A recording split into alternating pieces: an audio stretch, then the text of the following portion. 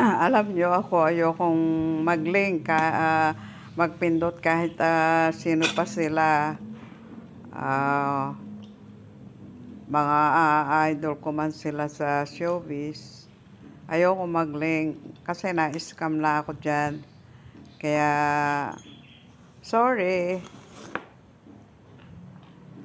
kung hindi ako sumusunod sa gusto nila na mag-link sa kanilang private.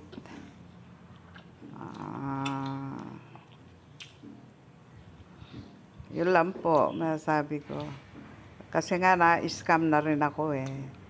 Thank you for watching.